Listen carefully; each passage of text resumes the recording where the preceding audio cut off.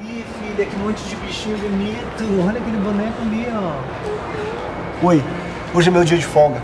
É um dia que não tem muito movimento na confeitaria e eu acabo deixando o Guilherme, que é um antigo funcionário, tomando conta de tudo. Eu aproveito para dar uma boa passeada com a minha filhota, né, Mariana? Ai, olha aquele brinquedo ali. Que bonitinho. Bom, o programa de hoje a gente aproveita também para fazer uma revisão de tudo que nós vimos até agora. Fique aí, hein? Um confeiteiro faz doces, bolos, recheios, coberturas, cremes e sobremesas. Mistura ingredientes em doses adequadas com a ajuda de medidores e balanças. Pode usar aparelhos manuais ou elétricos para facilitar as misturas. Confeiteiro normalmente trabalha todos os dias e ainda tem as escalas de fim de semana e feriados. É claro que isso acontece em forma de rodízio. Olha, um bom confeiteiro, além de competência, deve ter algumas características pessoais. Você lembra quais são? Um bom confeiteiro precisa dar atenção aos detalhes, ter boa coordenação motora, capacidade de concentração, criatividade e rapidez. Além disso, precisa ter senso de organização e estético, e paladar e olfato apurados. Nos últimos 10 anos, cresceu em mais de 50% o número de empregados no mercado formal. Isso quer dizer, com carteira assinada. É um sinal de que o mercado está crescendo. São padarias, supermercados, lanchonetes, restaurantes, indústrias e hotéis que estão precisando cada vez mais de confeiteiros. Mas o mercado não está crescendo apenas nessas áreas. Muitos profissionais estão trabalhando por conta. Fazem doces e bolos para festas particulares ou casas comerciais.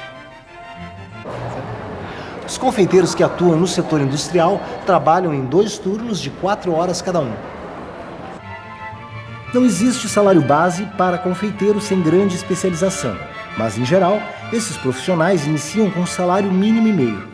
Já os confeiteiros de restaurantes requintados, que elaboram sobremesas sofisticadas, são melhores remunerados. Filha, você sabia que os homens das cavernas não plantavam nada e nem criavam animais? Olha, quando eles queriam comer, eles precisavam colher frutas do pé, procurar raízes e caçar feras no meio da selva. Coitados, pai. É, mas olha, quando começou a acabar a caça, aí então eles passaram a plantar e a domesticar animais. E sabe qual foi o primeiro animalzinho que eles domesticaram? Foi a abelha. Eu acho que eles gostavam de mel. É, o mel foi o primeiro doce que as pessoas conheceram. A entrada do açúcar na culinária ocidental veio bem, mas bem mais tarde. A cana-de-açúcar se adaptou muito bem na América. O produto se tornou barato e acessível. Como o açúcar é mais fácil de conservar e transportar, foi substituindo o mel. E a substituição do mel pelo açúcar influenciou consideravelmente os hábitos das populações que produziam a cana. No Brasil, surgiram as bebidas açucaradas e muitos doces criados a partir das sobremesas portuguesas. E as adaptações foram inevitáveis por falta de produtos. Assim, o que era preparado com amêndoas na Europa passou a conter amendoim na América. Da África veio o coco, que no Brasil foi bem aproveitado para fazer salgados e uma infinidade de doces. Isso aqui, ó, bota os pezinhos aqui. Isso, agora foi. Bom, enquanto a Mariana brinca, a gente continua falando de história. Você lembra quando conversamos sobre gastronomia no Brasil? Os primeiros doces chegaram ao Brasil pelas mãos dos navegadores portugueses. Eram frutas secas, bolo e doces com amêndoas. Os índios não gostaram muito. Os portugueses trouxeram os negros para trabalhar nas lavouras de cana-de-açúcar. Dessa mistura de culturas nasceu a cozinha brasileira, que mais tarde ganhou a contribuição dos imigrantes italianos, alemães, poloneses e judeus. Tamanha influência de outros países na nossa culinária brasileira que ela sofreu uma profunda transformação. Dos franceses, nós temos o crêpe Suzette, à base de massa fina, laranja, de licores. Os italianos nos deram a oportunidade de saborear o zabaione, feitos à base de vinho, gemas, ovos e açúcar. Os alemães nos deram a opção de termos o strudel e o Apfelstrudel. Alô, Paulo, o que manda? Não, Paulo, é assim mesmo. Não, olha, ambrosia a gente faz com leite talhado. É, não, tu tampa a panela e esquece, viu? Tá certo, tchau. Desculpa. Onde é que eu estava mesmo? Eu ia começar a falar sobre os diferentes sabores do Brasil. O Brasil tem muitos rios e uma costa formada por inúmeras praias com vários tipos de peixe. O clima tropical e temperado dá condições para que espécies de todos os tipos se desenvolvam por aqui.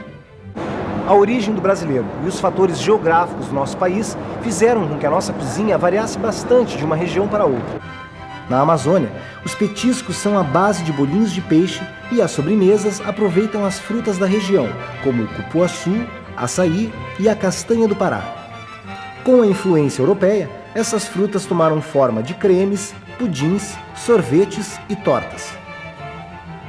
Em Minas Gerais temos a maior variedade culinária. Isso aconteceu porque os aventureiros que foram em busca de riquezas precisaram variar a alimentação básica que tinham. A saída que encontraram foi fazer combinações e misturas de produtos e sabores. Com o fim do ciclo da mineração, começaram a surgir as primeiras fazendas de criação de animais e de plantio. A criatividade da confeitaria mineira pôde então experimentar novos sabores, ligados à cana-de-açúcar, ao milho e ao leite. E aí, filha, tá se divertindo aí? Dentro disso, a nossa culinária é quase que essencialmente portuguesa na área dos doces, recebendo ovos, açúcar dos nossos canaviais, e aí fomos recebendo toda uma gama de doces quase que essencialmente portugueses. Temos alguma coisa assim da culinária árabe, da culinária alemã, da culinária italiana, mas a que é a principal é a portuguesa. O Rio Grande do Sul foi o único estado brasileiro a ser colonizado do interior para o litoral. Os espanhóis vinham do Paraguai catequizar os índios e conheceram pratos feitos com raízes, batata doce, amendoim e muita caça assada em braseiros. Os espanhóis trouxeram os touros e carneiros, que logo se adaptaram bem à região. Depois chegaram os portugueses e bem mais tarde os alemães, os italianos, os judeus e os poloneses, que se juntaram aos negros, aos índios e aos espanhóis. A culinária abraçou os sabores de todas essas culturas e criou sobremesas para todos os gostos. Arroz de leite com canela em pó, balas de mocotó, ambrosia, pudim de laranja, sagu de vinho com molho de baunilha e cucas doces variadas de origem alemã. E filha, tudo bem aí? Pai, tô com fome. Só mais um pouquinho que a gente já vai comer, tá? Tá, então vou terminar meu desenho. Pode terminar. A gente ainda precisa falar sobre a formação do confeiteiro. Como é que tá esse desenho aí? Desde a antiguidade, os cozinheiros são tidos como pessoas importantes, e eles ganhavam muito bem. Foi na Roma Antiga que surgiram os chefes de cozinha. Na mesma época, povos da Europa, da Ásia e da África tinham o hábito de enterrar os seus reis junto com um copeiro e um cozinheiro. A ideia era garantir alimentação na vida além túmulo. Bom, ainda bem que hoje em dia isso não é mais assim, né? Agora, nos tempos atuais, bons restaurantes mantêm sempre um chefe de cozinha. É ele quem vai orientar os cozinheiros ou confeiteiros. O chefe deve ser um artista e também um administrador. Em outras palavras, o chefe deve ter sensibilidade artística, paladar muito apurado e conhecimento de todos os assuntos da cozinha. Só assim ele pode orientar as outras pessoas. A tarefa é complexa, mas não impossível. Um dos pontos principais é a vocação. Seja ele um chefe ou um confeiteiro, deverá gostar do que faz e, acima de tudo, querer fazer bem feito.